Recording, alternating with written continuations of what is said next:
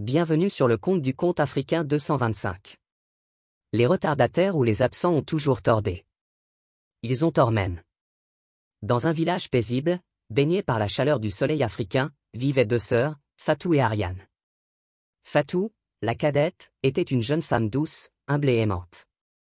Elle était la préférée du village, appréciée pour sa générosité et son sourire éclatant. Ariane, l'aînée, était tout son contraire, belle, certes, mais d'une beauté glaciale, empreinte d'une jalousie qui la rongeait depuis l'enfance. Elle ne supportait pas que sa sœur brille plus qu'elle. Leur mère, Bodjanjo, nourrissait cette rivalité depuis leur plus jeune âge. Elle n'avait jamais caché sa préférence pour Ariane. Selon elle, l'aînée devait toujours avoir le meilleur, les plus belles parures, les plus beaux bijoux, et même, le plus bel homme. Or, cet homme, c'était Mamadou, l'époux de Fatou. Mamadou et Fatou formaient un couple parfait. Ils s'étaient mariés jeunes et leur amour avait donné naissance à deux magnifiques enfants. Mamadou était un homme travailleur, fidèle et protecteur envers sa femme et sa progéniture. Il n'avait Dieu que pour Fatou, et cela attisait la jalousie d'Ariane. Chaque jour, elle observait sa sœur avec un mélange de haine et d'envie.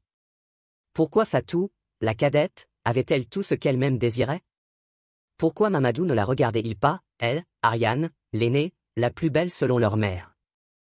Bodjanjo, sentant la colère de son aînée, s'approcha d'elle un soir et murmura d'une voix venimeuse. « Ma fille, tu es née pour être servie et honorée. Ce qui appartient à ta sœur aurait dû être tien depuis le début. Fatou ne mérite pas un homme tel que Mamadou. Il te revient de droit. » Ariane n'attendait que ces mots pour plonger dans la noirceur de son âme. Dès lors, elle se mit à séduire Mamadou. Elle utilisait des artifices, des parfums envoûtants, des tissus légers qui laissaient entrevoir ses courbes. Elle lançait des regards langoureux, effleurait sa main en passant. Mais Mamadou restait fidèle. Cela rendait Ariane folle de rage. Elle se confia à Bodjanjo, qui eut un sourire rusé. « Il faut l'affaiblir, ma fille. Un homme ne résiste pas éternellement au charme d'une femme. » Elles décidèrent alors d'utiliser la ruse. Un soir, lors d'une grande fête au village, elles versèrent un filtre dans le vin de Mamadou. Désorienté, l'esprit embrumé, il se retrouva dans les bras d'Ariane. À son réveil, il était trop tard. Ariane prétendit être enceinte de lui. Quand Fatou apprit la nouvelle, son monde s'effondra. Elle supplia son mari de nier, mais Mamadou, rongé par la honte, baissa la tête. Ariane triompha et Bodjanjo appuya sa décision. Fatou doit partir. Mamadou appartient désormais à Ariane. Fatou pleura, cria, supplia sa mère de ne pas lui faire ça.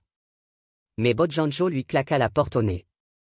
Une nuit, alors que Fatou pleurait sur son sort, Ariane et Bodjanjo décidèrent qu'il était temps de se débarrasser d'elle pour de bon. Elles profitèrent de son sommeil et l'attrapèrent violemment. « Tu as toujours tout pris, Fatou. Ce soir, c'est moi qui prends ta place, » siffla Ariane. Fatou se débattit, mais Bodjanjo lui couvrit la bouche d'un tissu imbibé de poison. Son corps se raidit, ses yeux s'emplirent de larmes, puis elle s'effondra, inerte. Elles enterrèrent son corps sous le grand baobab du village, pensant que le silence serait leur allié. Mais la terre n'oublie jamais le sang versé. Mamadou, brisé, sombra dans le silence. Il ne trouvait plus la paix. Les enfants de Fatou, eux, furent traités comme des esclaves par Ariane et leur grand-mère. Ils étaient battus, affamés, contraints de dormir à même le sol. Cependant, les nuits devinrent étranges. Des ombres traversaient les murs, le vent sifflait des murmures effrayants. Ariane sentait une présence glacée la suivre partout. Une nuit, alors qu'elle se contemplait dans un miroir, elle vit, derrière elle, le reflet déformé de Fatou, ses yeux baignés de larmes et de colère. Ariane hurla et recula, mais le spectre fondit sur elle. Son corps se figea, ses yeux se révulsèrent et elle s'écroula, morte, la bouche figée en un rictus d'horreur. Bodjanjo, en découvrant le cadavre de son aîné, comprit l'ampleur de son crime.